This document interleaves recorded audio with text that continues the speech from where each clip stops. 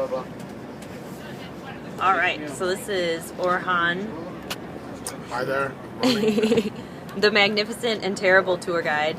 He leads us through Turkey, and he's going to tell us about the different cultures that have been in Turkey for a long time and how they're interacting, and what he thinks about Turkey. So here we go. Okay, so I'll ask the first question. Where are you from in Turkey, Orhan? I am from Istanbul, in Turkey. Mm-hmm. I was born and raised there, and I have always lived in Istanbul. Why do you think so many different groups have been attracted to Turkey? Why have they come here over the centuries?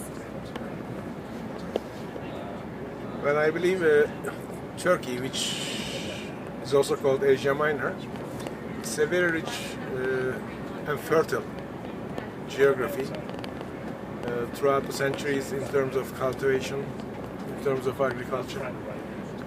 And that attracted a lot of different races or tribes who migrated and settled here in Asia Minor. Although it has less rainfall than most of Europe, there's a lot of rivers bringing fertility. There's a lot of silting caused by the rivers. Alluvial land is being brought about by the oceans very often, which is very soft, fertile land for agriculture. Plus a sad kind of disaster, which we call earthquakes. According to geology, they say they refresh the topsoil, so they contribute to the fertility. How do you think, did economics play a role, trade, or anything like that? Trade, well, Asia Minor pretty on the junction, on the crossroads of trade routes between the Black Sea and Egypt, Greek islands, Cyprus, even Syria and Palestine. Yeah, that also attracts a lot of people to control Asia Minor. Excellent, thank you. How do you see? Yes. Why have different groups come to Turkey? Oh, that's kind of the same question, isn't it? Yes, but there's a recent aspect of this question. Yes. Which is the fall of the Ottoman Empire, 1910s. With the demise of the Ottoman Empire, a lot of Muslim groups from the lost territories of the Ottoman Empire left their homeland and they moved to Turkey.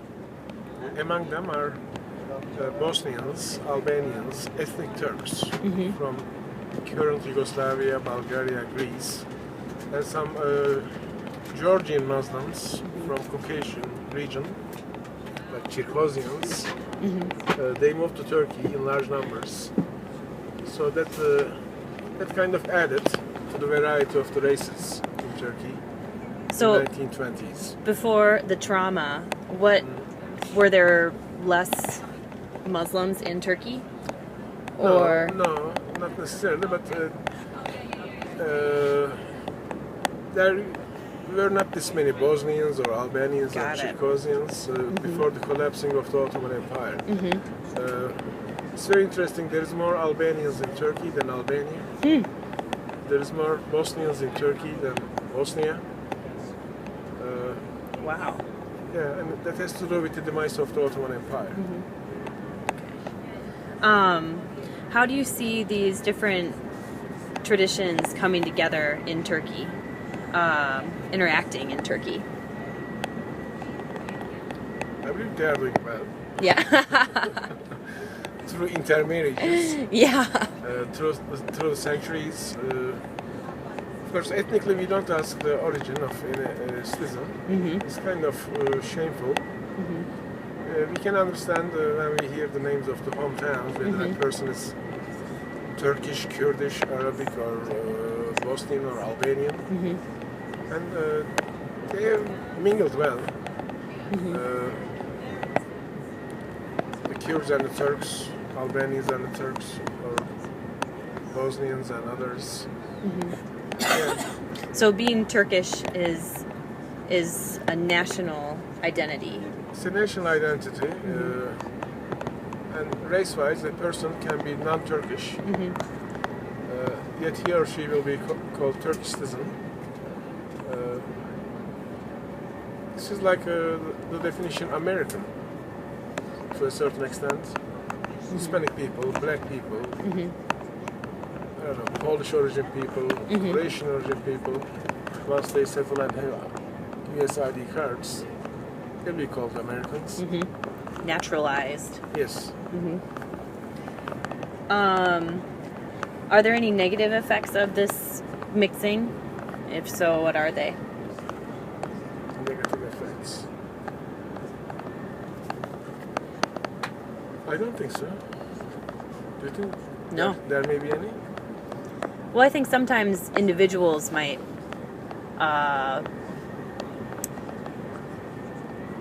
be less tolerant of one another, but I don't think that that's on the whole negative. I think It's a minor I think thing. that's what makes Turkey amazing, is that there's so many different people here. Lastly, what's the last one? No, we are not Oh there. yeah. Oh yeah. Oh yeah. Yep. So- Describe the importance of Ataturk to you. This is kind of a more modern question after the fall of the Ottoman Empire. Mustafa Kemal. Is that how you say? What does he mean to you? He's the founder of modern Turkey in a lot of ways. A great reformer.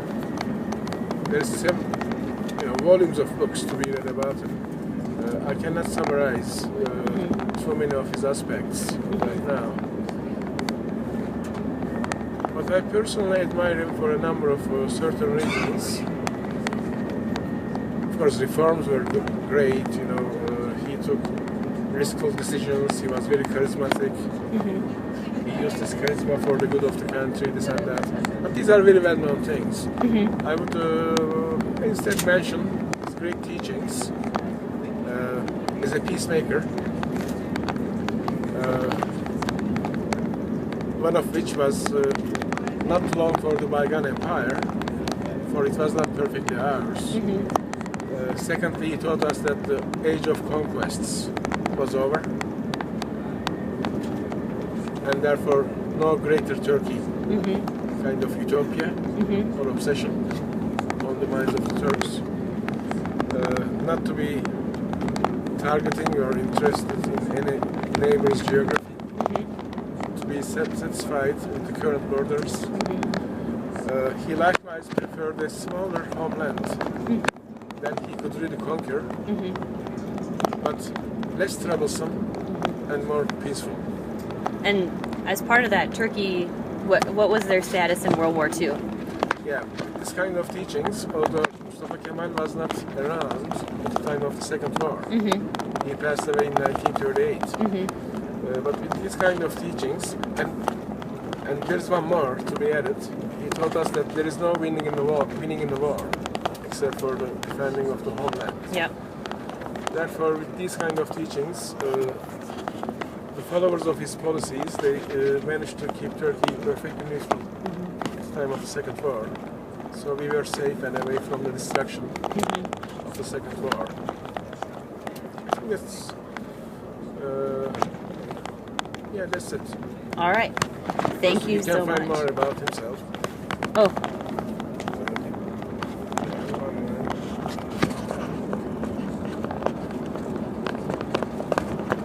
anything else you'd like to say? Yeah, I want to add one more thing.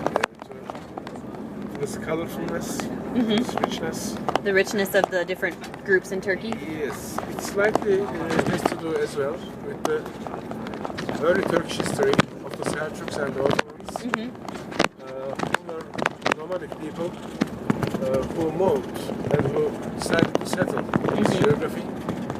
They were conquerors of the land, but considerably oriental kind of conquerors, in the sense of tolerance, indifference, and pragmatism Yeah. in the newly captured area. Unlike the Western conqueror, then it means the Selçuk ruler of the region course, he eradicates the resistance. He establishes his rule. He imposes tax collection. But he doesn't eradicate the local population from the immediate geography after the ending of the resistance. Because he's a stranger in this new geography. He lived on the mountains until then, in a tent. For example, mountains never shook, but most of Asia Minor shook all the time. Then he didn't know where to put the safer housing. Yeah, so earthquakes, right? Yes, and when the local is available as a guide, as a teacher, why to destroy? Why to give harm? The local, as long as he is paying his taxation. Likewise, in a cold climate, he wouldn't know where to put the warmer housing. So whomever was the local, say Greek, Armenian, Arab, or Persian, was available as a teacher to show the way. So one example. I'm not meaning that they were angels, but they were highly pragmatical. And if we convert this to North America, not the same.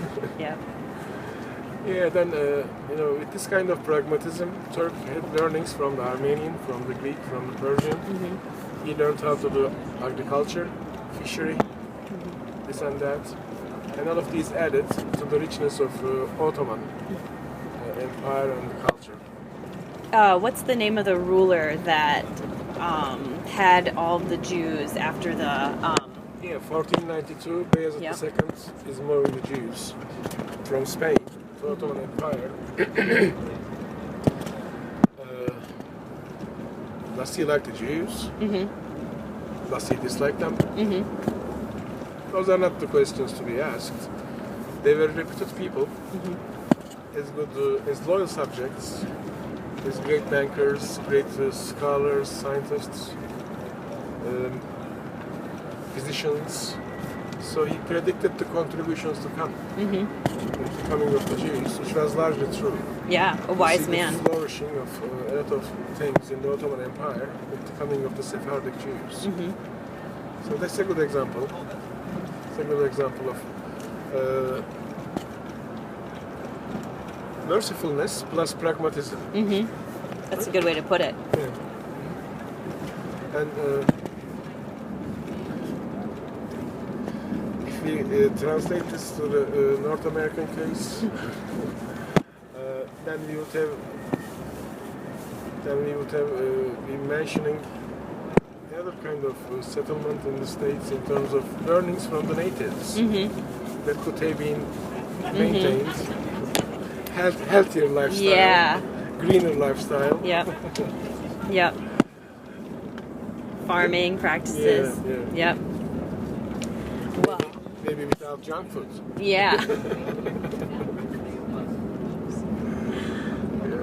Thank you so much. Is there anything else? Where is my payment?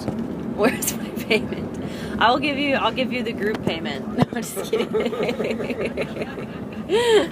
All right. Thank you.